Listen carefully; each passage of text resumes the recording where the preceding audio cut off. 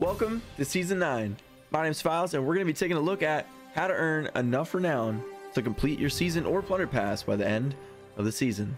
Later on in the video, we're going to be talking about which ship you should be sailing that will benefit you the most. We're also going to be taking a look at all of the items you'll be missing out on if you don't receive enough renown to complete the rewards.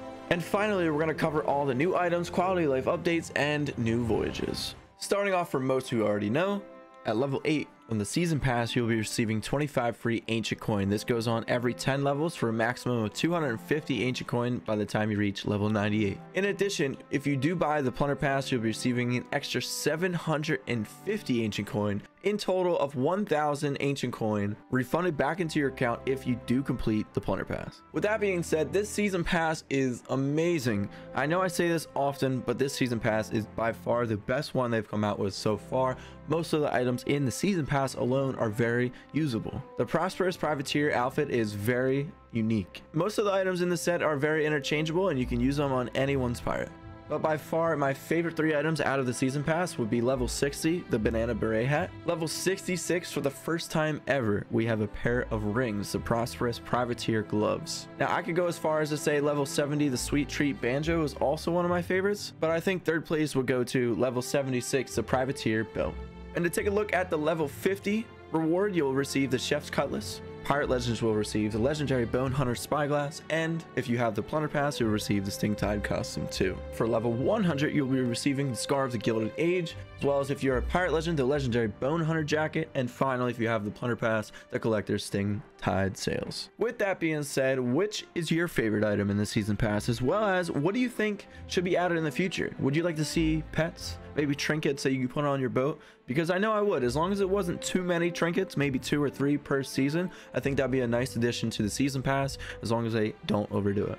Now, the last thing that most veteran players look over are the bloom stashes you'll be earning this season. The reason for that is the new pirates that will be sailing the seas this season will be faced with new voyages that consume doubloons in order to purchase. Speaking of new voyages, we have the Cursed Treasure, the Black Powder, and the Scroll of Destiny. These can be purchased from the pirate legend himself, or if you are a captain of a ship, you can talk to the shipwright. Along with those new voyages, we have 2 unique items, the Scroll of Destiny and the Chest of Fortune. Now, the Scroll of Destiny is found through your voyage on a random island nearby.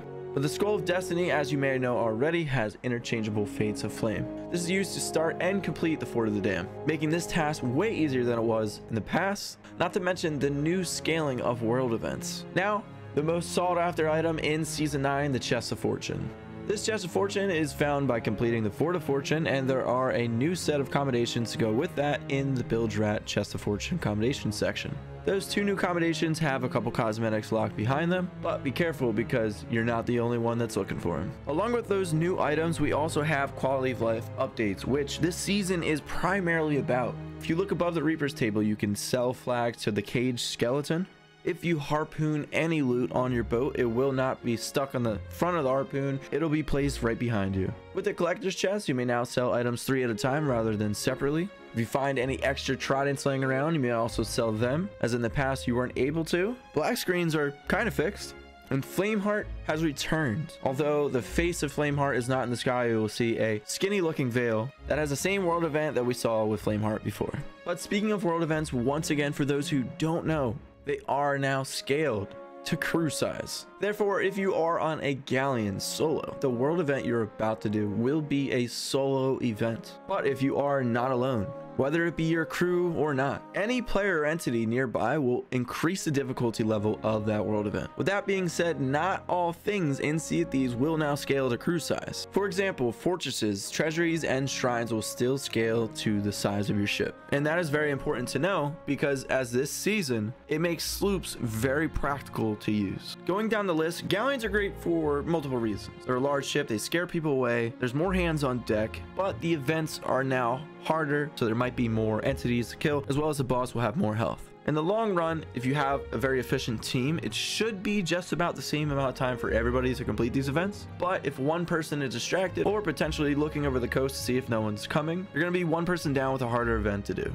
Take a look at brigantines. They are built for speed, and they're still useful to check for tuckers. If for some reason the event feels like it's become a little bit more difficult, take a look at the horizon because there might be a mermaid nearby. Brigs still also have 3 players with them, which means you can grab and sell loot a lot faster than you would be able to with a sloop. But one of the biggest issues with brigs are the popcorn or the one ball situation they've been dealing with, as well as they do sink the fastest. But as I said before, our biggest star of the season is the sloop. For those who seek someone to play with, this now only limits that to 1 person you need. Now, if you ever do need somebody to look for, make sure you take a look at either my Discord or Sea of Thieves. Sea of Thieves will always offer more players to look for and sail with, but never be afraid to reach out and ask for help. But the main reason why sloops are amazing is because now you can go do solo events. If you really wanted to, you could do a solo for the dam, you could do a solo FOF. But the problem is it is a little bit slower because if you want to grab the loot, you're just by yourself and you're not able to look over the horizon as often because it's just you by yourself. So this means that players can sneak up on you, especially if they're looking for a particular item such as a new chest of fortune,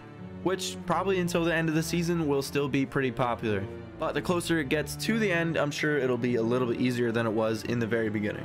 In conclusion, always see who you have available and what you have available. There are so many things that unlock Renown in Season 9. If you don't know this already, make sure you take a look at some of the trials, whether they be weekly, monthly, or seasonal trials. I believe the seasonal trials are more beneficial to go after because they give you a large chunk of Renown by completion. And if you really break it down, you'll be able to complete at least 4 or 5 of them by the end of your session. And the last thing I'll say is, although they did have one category for the hourglass dives in the trials to complete, it still doesn't benefit you to do hourglass over just regular PvE. But with that being said, just going to islands, cooking, eating, looking through and completing some of the trials or daily challenges will help you receive a lot of renowns. But I think by far the best thing to do still today is to go to multiple different events. Don't just stay at one event. Don't sit there and farm for the dam. You may do that, but you're not going to be receiving a variety of renown. It'll just be from one source. So the more sources and the more things you're able to do while playing this season, the faster you'll get done the season pass. If you do need any information for these world events, make sure you take a look at other videos because it's important that you know at least the basics of these world events to get them done quicker and more efficiently. So by doing what is readily available to you on your server will help you complete your season pass as quickly as possible. The estimated time to complete the season pass for an average player is around 10 hours. So keep that in mind, especially when you are pushing on your last couple days or even few hours. If done more efficiently, you can do that a little bit faster, but we will for sure know next season the fastest way to level up your season pass. That's going to be it for me. Thank you guys so much for watching. I hope this video has helped some of you, a few of you, even if it's one person. Make sure you guys in the future, if you like to, subscribe to the channel where you can see future videos similar to this, as well as if you ever want to wander over to Twitch, we do stream weekly. Our schedule changes. I want to say thank you to everybody that helped out with this video. It did take a long time to do. I've changed it multiple times because of all the information we've constantly figured out throughout the season so far. Finally, I want to thank you guys just for being here with all support on the channels, both of them. It means a lot to me, and I really do hope you guys have a great afternoon, enjoy the rest of your evening, and more importantly, good luck on grinding out the rest of your season pass.